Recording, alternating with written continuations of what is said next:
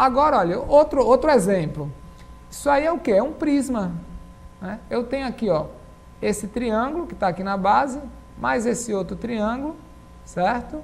E para esse prisma, eu tenho quantos vértices? 6 vértices, 3 aqui nessa base, mais 3 lá atrás, na outra. Tenho quantas faces? 5 faces, 1 aqui, 2, mais 3 em volta, que é a parte lateral do prisma.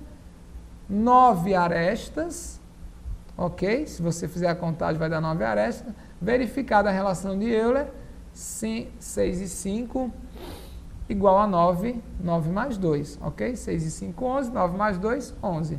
Também foi verificada a relação de Euler, ok? Comigo aqui na telinha, por favor. Bom, coloquei para vocês dois exemplos, né, de poliedros convexos, tá? Em todo poliedro convexo é verificada a relação de Euler. Se eu estou procurando aqui outro poliedro, deixa eu ver aqui, catalã, encontrei. Pronto, Jonathan, pode botar na telinha aí, por favor. Isso. Ó, vocês estão vendo aí, ó, a figura que eu acabei de mostrar para vocês. Deixa eu voltar ela aqui, ó, pronto. Você está vendo essa figura aí? Vou botar ela aqui de novo e a gente volta para lá. Esse prisma, um prisma de base triangular, né? Como eu já falei, 6 vértices, 5 faces, 9 arestas. Verificada a relação de Euler, né? Vamos olhar com mais detalhes esse prisma? Aqui no nosso programinha, deixa eu ver aqui onde ele está. Não é esse. Isso, pronto. Então tá aqui, ó. O prisma, ele é composto do quê? 2 bases, no caso esse prisma é um prisma triangular. A base dele está pintada aqui de vermelho, é um triângulo, certo? Não é obrigado a ser... Aqui é um triângulo equilátero, né? Aparentemente, está com a aparência aqui de um triângulo equilátero, mas não necessariamente é obrigado a que seja um triângulo equilátero, certo? Então, ó, você está vendo aí que o prisma ele é composto do quê? De 2 bases, base superior, essa daqui. Se eu virar aqui, eu tenho a base inferior, tranquilo? E as faces laterais dele, né, a chamada área lateral dele, né, quase me fugiu a palavra, a área lateral dele é justamente essas faces que estão pintadas aí, que estão destacadas de azul, né, a parte que está em volta do prisma, ok? Então você tem uma boa noção. Vamos planificar ele aqui, ó. Deixa eu ir abrindo ele aqui, deixa eu virar ele para cá, ok, pronto. Que assim, tá com uma boa noção. Eu tenho o que, ó, como a gente está abrindo aqui, ó, 2 bases, as 2 bases vermelhas, e quantas faces laterais? 1, 2, 3 faces laterais. No que eu planifico aqui, ó, tá aqui, 2 triângulos e mais as faces laterais. Esse prisma é um prisma triangular. Quem dá nome ao prisma é exatamente a figura que está na sua base. Aproveitando que a gente está aqui, deixa eu ver aqui outro prisma aqui. Tem um prisma pentagonal. Prisma pentagonal, ok? A figura que está na base é o quê? É um pentágono, tranquilo? Como vocês estão vendo aí na televisão, a figura que está na base é o quê? É um pentágono, tranquilo? Se a gente planificar essa figura, o que é que você vai ver? A gente planificando aqui. Planificando essa figura, eu encontro o quê? Se eu planificar. Estou planificando e você está vendo que eu tenho quantas bases? Eu tenho 2 bases e quantas faces laterais? 1, 2, 3, 4, 5 faces laterais, ok? 2 bases, 2 pentágonos, como você está vendo aí na sua telinha, e mais 5 faces laterais, tá? Percebam que o número de faces laterais é exatamente,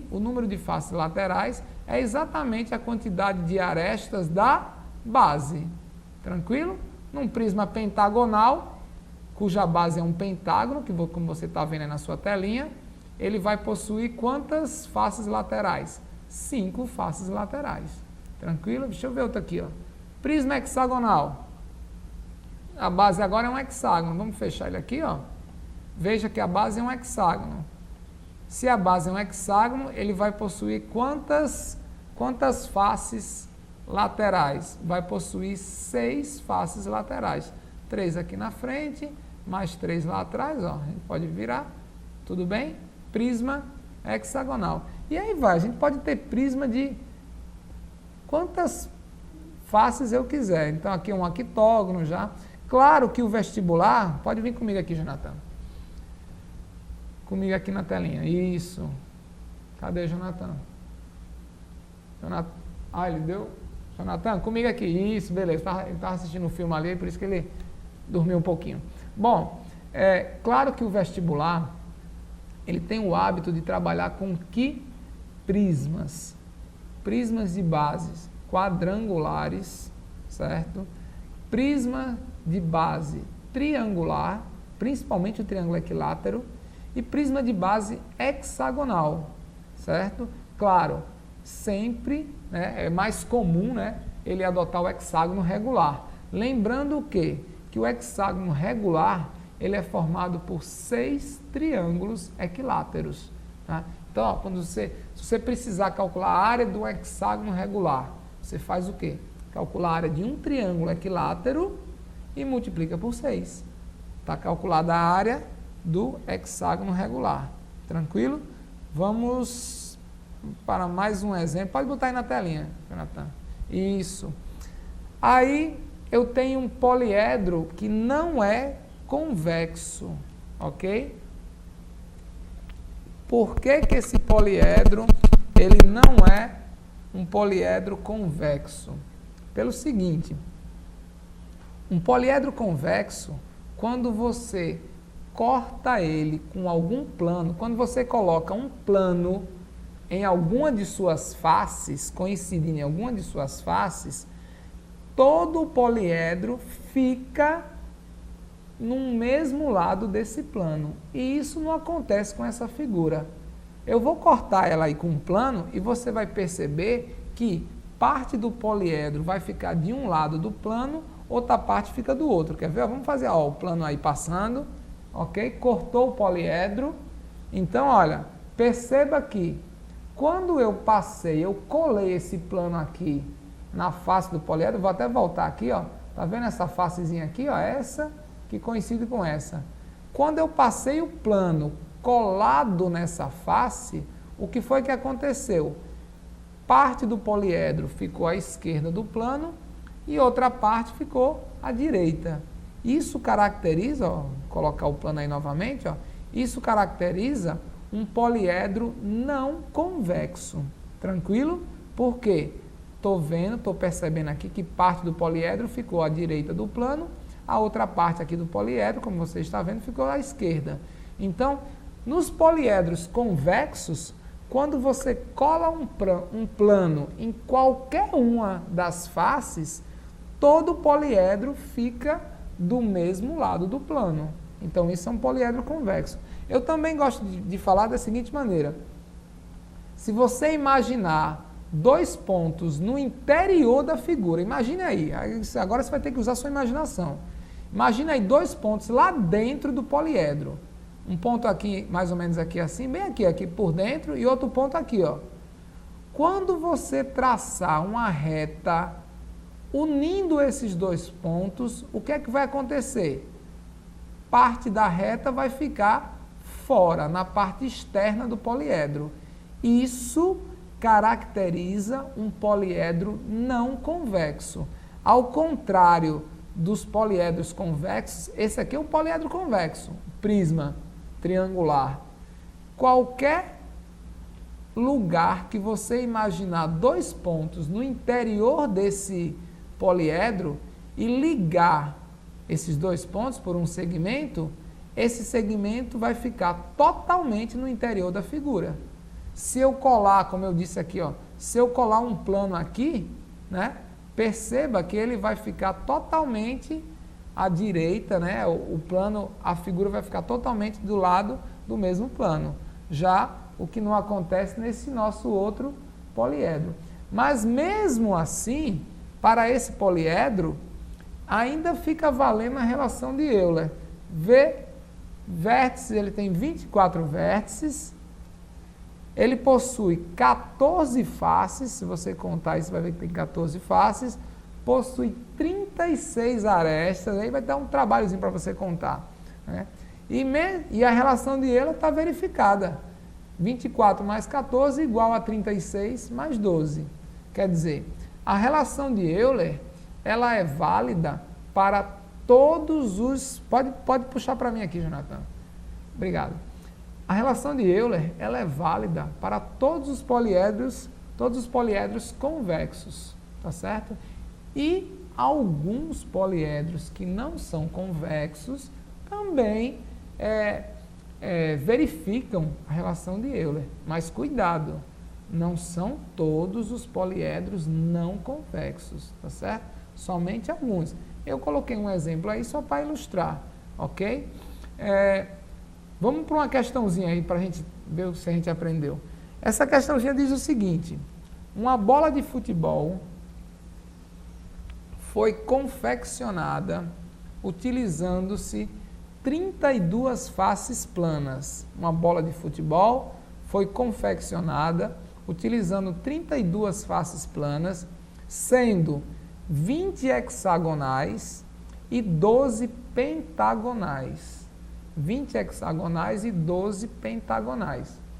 Considerando que a bola identifica-se com um poliedro assim construído, então podemos afirmar que esse poliedro possui o quê? Você vai já ver nas alternativas. Então, olha, caro vestibulando, quando você estiver lendo uma questão, aqui eu dei uma resumida na questão, né? É provável, se aparecer uma questão desse tipo, né, já que esse ano, né, pode puxar para mim aqui, Jonathan. Já que esse ano foi um ano de Copa do Mundo, então ele pode muito bem mandar uma questão parecida com essa, né, envolvendo bola de futebol, trave. Lembre-se que uma questão assim muito comum, né, aborda, né, já falei de trave, lembrei. Uma questão muito comum, uma questão que envolve função de segundo grau, né? Ele diz o quê? Um jogador chuta uma bola em forma de uma parábola, né? Essa bola descreve o movimento em forma de parábola, segundo a equação menos x ao quadrado e tal, ele coloca lá a equação para você, e ele pode perguntar, né, de acordo com a distância do jogador à trave, se essa bola vai entrar na trave, vai fazer o gol ou não, ou então qual é a altura máxima atingida por essa bola, né? Tudo isso ele pode vir a perguntar, pode criar uma questão envolvendo isso, né? Já vimos várias questões nesse aspecto, né? Então ele pode pegar uma questão dessa, dar uma modificada, incrementar alguma coisa e explorar isso aí. A altura máxima, que é o ponto máximo que uma parábola pode atingir, que uma função do segundo grau pode atingir. Só lembrando para você, o ponto máximo que ela pode atingir é o y do vértice, ok? Y do vértice, que é menos delta sobre 4a. Né? Pode também, como eu fiz aqui, né? Peguei uma questão que fala de uma bola de futebol, né? São 32 faces a bola tem, 20 hexágonos e 12 pentágonos. Não sei se você já reparou que realmente tem bolas de futebol que tem justamente essa característica. Os gomos, né, que a gente chama, os gomos da bola é formado por figuras, por polígonos, né? Claro que como a bola ela é feita de borracha, de couro, né? Então quando a gente enche, ela fica formato esférico, mas as costuras dela, ela é composta o quê? Por polígonos, né? Na hora da confecção, ele corta os hexágonos, corta os pentágonos e costura, quando encheu, fica uma esfera, mas são polígonos. Isso é o que a gente vai ver agora na telinha. Pode voltar lá, Jonathan. Uma bola de futebol foi confeccionada utilizando 32